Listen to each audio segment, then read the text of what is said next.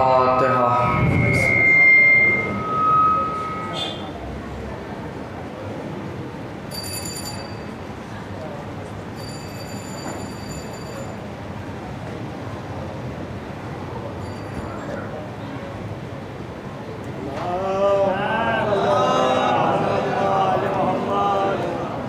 اعوذ باللہ من الشیطان اللعین الرجیم، بسم اللہ الرحمن الرحیم۔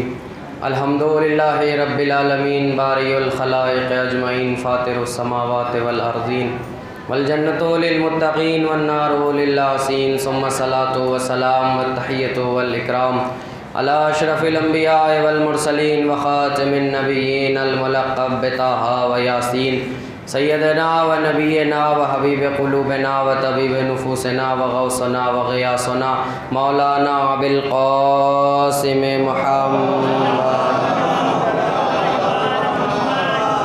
وعلی اہل بیتہ الطیبین الطاہرین المعصومین المظلومین المنتخبین المنتجبین الغر المیامین، واللعنۃ الدائمۃ الباقیۃ علی اعدائہم اجمعین من یومنا ھذا الی قیام یوم الدین، آمین یا رب العالمین۔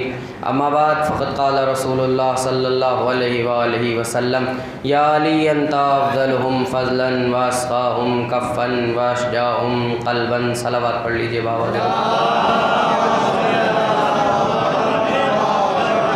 اولاً آپ حضرات کی خدمت میں گزارش ہے کہ ایک مرتبہ سورہ الحمد اور 3 مرتبہ سورہ اخلاص کی تلاوت فرما کر مرحوم جناب مولانا سید حسین الزمان صاحب ابن سید مقبول احمد صاحب کی روح کو ارسال فرما دیں۔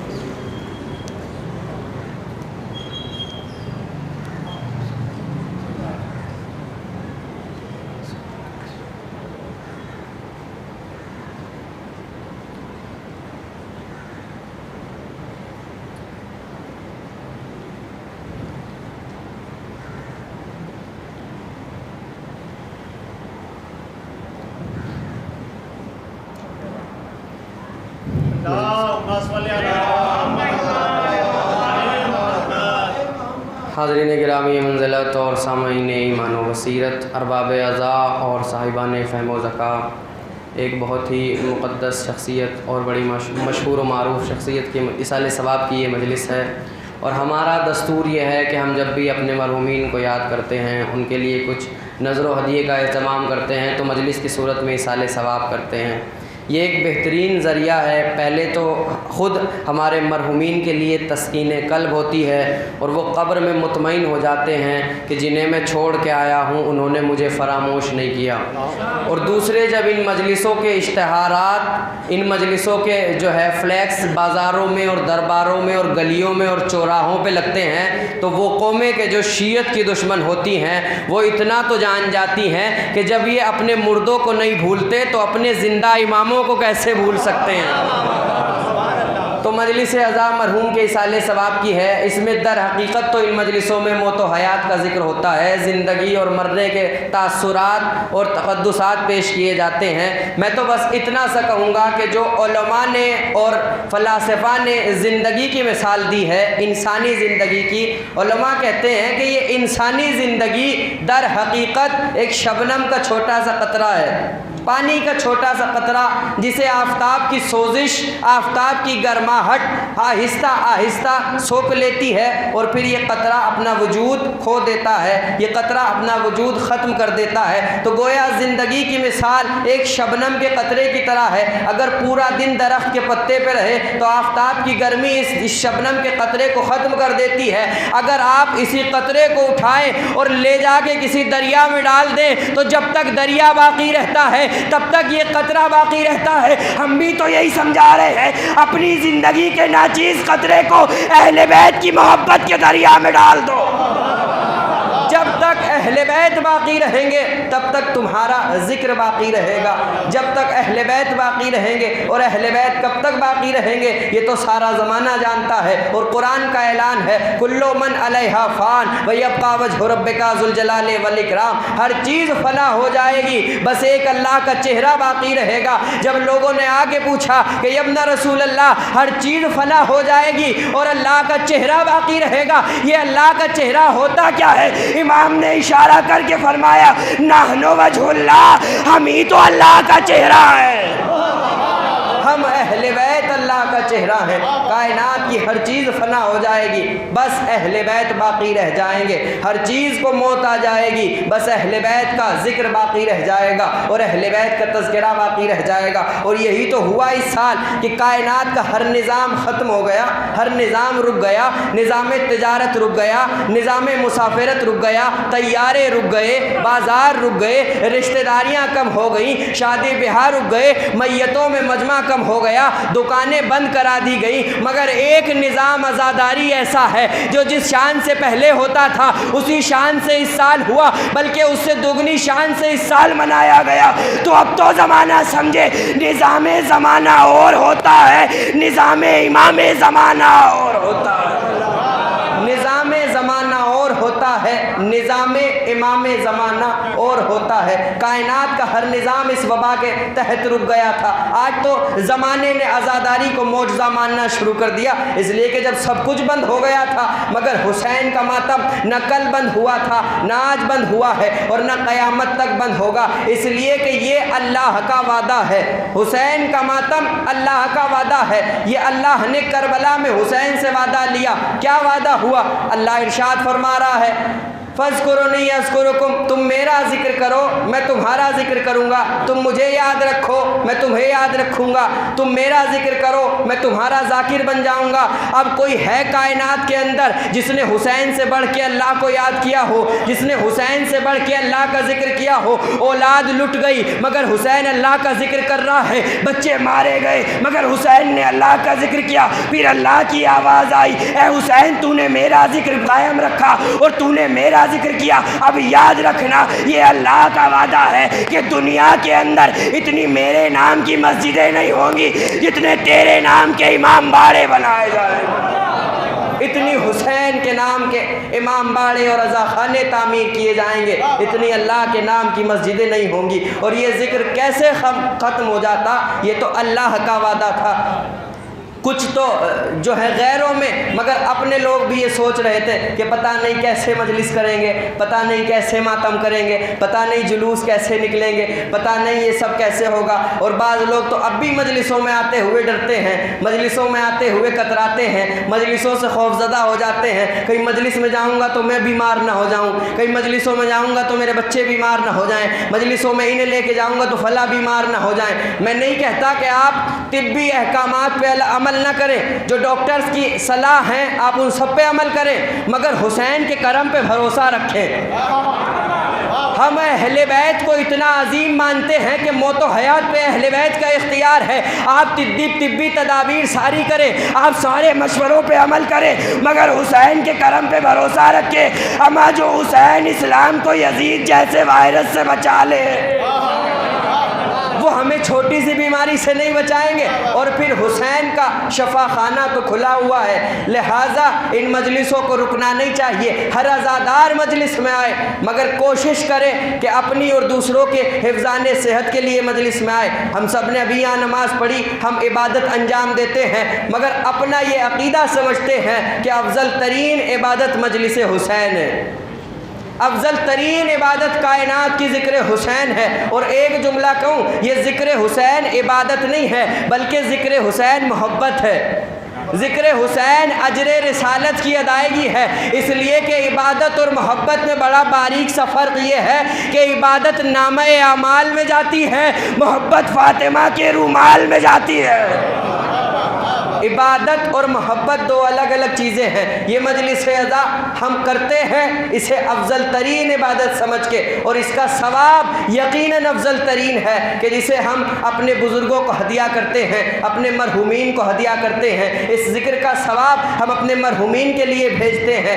اس مجلس عزا کا اتنا بڑا فیض ہے, کائنات کے اندر پوری قومیں جو تعلیم سے محروم ہو سکتی ہیں, مگر شیعہ واحد قوم ہے کہ جو کسی زمانے زمانے میں تعلیم سے محروم نہیں ہوئی، اس لیے کہ تعلیم سے محرومی کی دو وجوہات ہوتی ہیں، یا مرکز تعلیم نہ ہو یا آپ کے اخراجات اجازت نہ دیں۔ مثلا کسی گاؤں میں آپ رہتے ہو، اس گاؤں میں اسکول ہی نہ ہو تو بچے پڑھیں گے کیسے، اس گاؤں میں کالج ہی نہ ہو تو بچے پڑھیں گے کیسے، یا پھر آپ کی جیب اجازت نہ دے کہ معلم کو فیس دے سکے، کہ آپ ٹیچر کے پیسے ادا کر سکے، آپ ٹیچر کو ہدیہ دے سکے۔ لہٰذا تعلیم سے محرومی کے دو وجوہات ہوتی ہیں، یا مرکز تعلیم نہ ہو یا آپ کے پاس سرمایہ نہ ہو۔ مگر خدا کی قسم شیعہ قوم ایسی ہے کہ جس کے پاس ہر محلے کے اندر مرکز تعلیم کی صورت میں ہر جگہ اعضا خانہ موجود ہے۔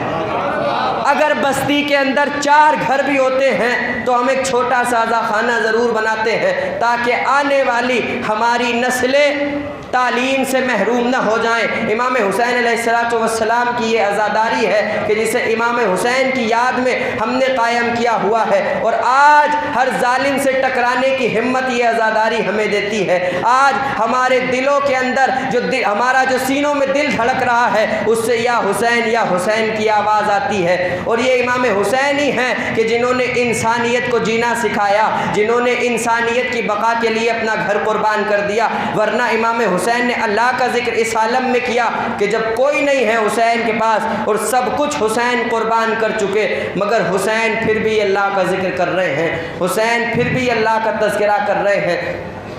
آپ جانتے ہیں کائنات کے اندر، بس میں بڑی تیزی سے اپنا بیان سمیٹ رہا ہوں، کچھ چیزیں چونکہ ایک عالم کے ایصال ثواب کی مجلس ہے اور بڑی خدمت انہوں نے انجام دی ہے اور شیعت کی ایک نمایاں شخصیت رہے ہیں، خدا ان کی روح کو شاد و آباد فرمائے اور ان کے پسماندگان کو صبر عنایت فرمائے۔ شاید کوئی ہو کہ جو قبلہ و کعبہ کو نہ جانتا ہو، اور جہاں انہوں نے بہت ساری خدمات انجام دی ہیں، چونکہ سرسی زبان تو ویسے بھی شاعری کی زمین ہے اور وہاں سے تو یقیناً ماہر شاعروں کو پیدا کرتی ہیں، بہت سارے جو ہیں ہمارے علماء کی، مگر سب سے بڑی جو وراثت ہوتی ہے وہ حاضر جوابی ہوتی ہے۔ ہر دور میں حاضر جوابی علماء تشیع کی میراث رہی ہے۔ آپ جانتے طرح طرح کے سوالات علماء تشیع سے، اب آپ نہ سوچیں کہ کوئی نیا سوال آپ سے کیا جائے گا، بلکہ یہ جو سب پوچھے جا رہے ہیں ان کے جوابات آپ کے علماء دے چکے ہیں۔ ہر زمانے میں سوال ہوتا رہا، شیعت سے ہر زمانے میں سوال ہوئے ہیں، کبھی کسی طریقے سے گھما پھرا کے سوال کیا گیا، مگر سوالوں کے جوابات علماء تشیع ہمہ وقت اور ہر لمحہ دیتے ہیں۔ آپ اندازہ لگائیے، اسی طرح شیعوں کی نمائندگی کرنے والے ایک شخص ہیں جن کا نام ہے مولانا اسماعیل، جو خدا ان کی روح کو شاد و آباد فرمائے۔ اہل تشیع کے سب سے بڑے مناظر اور جنہوں نے شیعت گلی گلی اور محلے محلے میں پہنچائی ہے، اور اس وقت شیعت کا دفاع کیا کہ جب شیعت بہت تشنا ہو چکی تھی علمی اعتبار سے، ان کے بہت سارے مناظرے آپ حضرات نے سنے ہوں گے، اس لیے کہ یہ ایک عالم کے ایصال ثواب کی مجلس ہے۔ ایک مرتبہ مولانا اسماعیل صاحب اپنے خوابگاہ میں تشریف فرما تھے، کسی نے آ کے ان سے کہا کہ قبلہ یہ بتائیے علی کے اوپر قتل کا الزام ہے، علی کے اوپر کسی کے قتل کا الزام ہے، آپ کا اس میں کیا جواب ہے؟ قبلہ نے مسکرا کے فرمایا جواب ہے دونوں صورتوں میں لعنت۔ علی کے اوپر قتل کا الزام ہے، اگر سچ ہے تو آپ کا کیا جواب ہے؟ اگر جھوٹ ہے تو آپ کا کیا جواب ہے؟ انہوں نے مسکرا کے فرمایا جواب ہے دونوں صورتوں میں لعنت۔ کیا وہ کس طرح کہ اگر جھوٹا ہے تب بھی اللہ کی لعنت، اور اگر سچ میں قتل کیا تو نبی نے فرمایا یا علی جسے تو مارے اس پہ بھی اللہ کی لعنت، اور جو تجھے مارے اس پہ بھی اللہ کی لعنت۔ صلوات پڑھیے باواز بلند۔